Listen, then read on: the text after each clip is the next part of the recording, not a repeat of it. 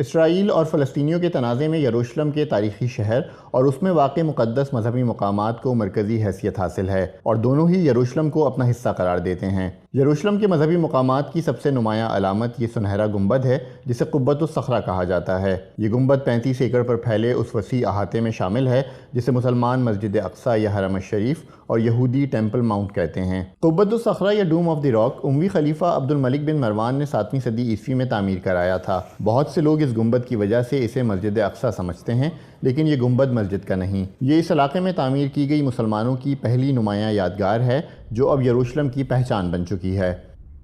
مسلم روایات کے مطابق پیغمبر اسلام مکہ سے اس مقام پر پہنچے تھے اور پھر یہاں سے انہوں نے آسمانوں کی جانب معراج کا سفر کیا تھا۔ اسرائیلی روایات کے مطابق یہی وہ مقام ہے جہاں پیغمبر ابراہیم نے اپنے بیٹے پیغمبر اسحاق کو قربان کرنے کا ارادہ کیا تھا، جبکہ اسلامی روایات کے مطابق یہ واقعہ مکہ کے نواح میں پیش آیا تھا اور پیغمبر ابراہیم کو ان کے بیٹے اسماعیل کی قربانی کا حکم دیا گیا تھا۔ ٹیمپل ماؤنٹ کے تقدس کے متعلق یہودیوں کے ہاں اور بھی کئی روایات پائی جاتی ہیں جن کا ذکر ہم آگے چل کر کریں گے۔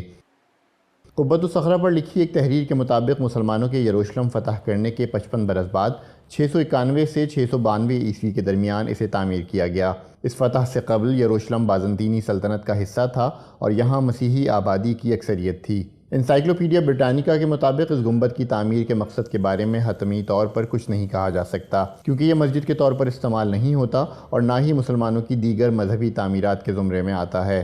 اسی احاطے میں قبۃ الصخرہ کے سامنے ٹیمپل ماؤنٹ کے جنوب میں ایک سلور گنبد والی عمارت ہے جو بنیادی طور پر مسجد اقصی ہے۔ البتہ مسلمان ٹیمپل ماؤنٹ کے پورے احاطے کو الاقصی یا حرم الشریف کہتے ہیں۔ مسلمانوں کے نزدیک مسجد اقصی مکہ میں خانہ کعبہ اور مدینہ میں مسجد نبوی کے بعد تیسرا مقدس ترین مقام ہے۔ 5000 افراد کی گنجائش رکھنے والی اس مسجد کی تعمیر 8ویں صدی میں مکمل ہوئی تھی۔ مسیحیوں کے نزدیک حضرت عیسیٰ کی جائے پیدائش ہونے کی وجہ سے وہ یروشلم کو ارض مقدس مانتے ہیں اور شہر کے قدیم علاقے میں ان کے کئی تاریخی اور مقدس ترین گرجا گھر واقع ہیں۔ اس طرح مشرقی یروشلم کا قدیم شہر مسیحیت، یہودیت اور اسلام تینوں مذاہب کے ماننے والوں کے لیے اہمیت رکھتا ہے۔ ٹیمپل ماؤنٹ کہلانے والے اس احاطے کے مغرب میں دیوار گریا ہے جہاں یہودی عبادت کرتے ہیں۔ یہودیوں کی تاریخی روایات کے مطابق یہ دیوار اور اس کے ارد گرد کی تعمیرات اس بڑے معبد یعنی ٹیمپل ماؤنٹ کی باقیات ہیں جسے پیغمبر سلیمان نے تعمیر کیا تھا۔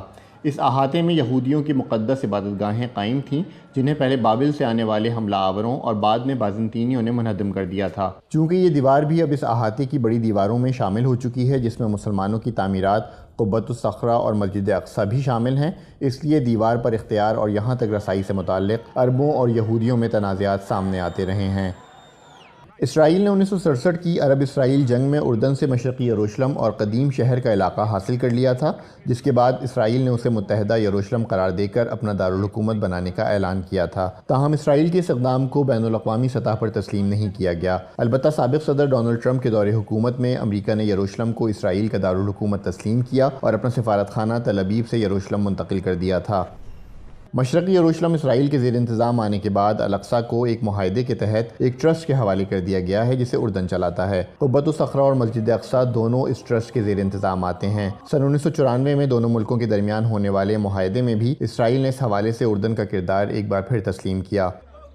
اس احاطے میں اسرائیل کی سیکیورٹی فورسز موجود رہتی ہیں جو وقف کے ساتھ معاونت بھی کرتی ہیں۔ احاطے میں مسیحیوں اور یہودیوں کو بھی داخلے کی اجازت ہے، لیکن معاہدے کے تحت صرف مسلمان ہی عبادت کر سکتے ہیں۔